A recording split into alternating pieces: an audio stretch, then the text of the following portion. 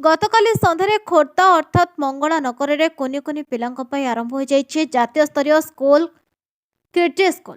इस स्कूल को आनुष्ठानिक भाव उद्घाटन करते एसडीपीओ श्री दिलीप कुमार दास, मुख्य वक्ता भाव ऐतिहासिक श्री सत्यवादी बलियार सिंह, अवसरप्राप्त प्रधान शिक्षक श्री भीमसेन प्रधान, जे लन मुख्य अनुभव दास, सामाजिक कर्मी नरेंद्र कुमार पुष्टि, स्कूल प्रिंसिपाल जयप्रदा त्रिपाठी सभा परिचालना करथिले। स्कूल कोनि कोनि पिलांक पई संपूर्ण खेलकूद पई विभिन्न प्रकार खेल सरंजाम प्रस्तुत करी रखितबा देखिबाको मिलिथिला।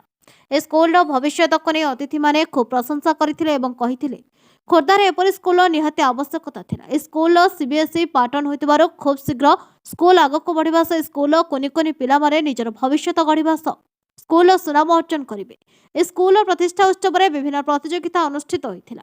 विभिन्न प्रतियोगितार सुनाम अर्जन करथिबा पिलांको अतिथिगण पुरस्कृत करथिले। शेषरे पिलांको द्वारा सांस्कृतिक कार्यक्रम अनुष्ठित होइथिला। शुभ संध्या, जय जगन्नाथ।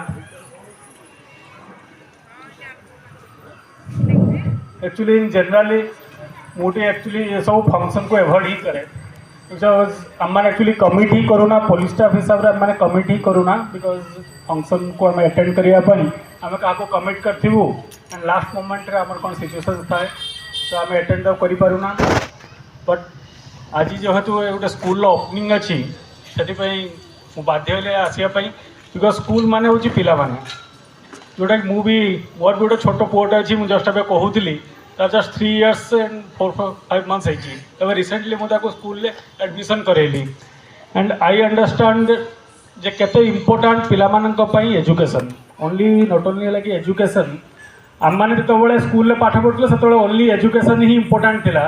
एबे एजुकेशन सहित एक्स्ट्रा करिकुलर एक्टिविटीज पिलांकर हॉबीज कौ एनवायरमेंट पिला माने पढ़ुचंती विभिन्न प्रकार जिनसर एबे इम्पोर्टेंस अच्छी और जब गवर्नमेंट न्यू गाइडलाइंस आसलानी आपणकर न्यू लॉ सब पास हलानी जे पिला माने एबे केमिति पढ़ी परिबे केमिति बेटर वे फंक्शन करि परिबे बिकॉज आम मैंने जो पाठ पढ़ुलु से ओनली मगिंग आप थिला आपण माने पाठ पढ़ंतु आको घसंतु।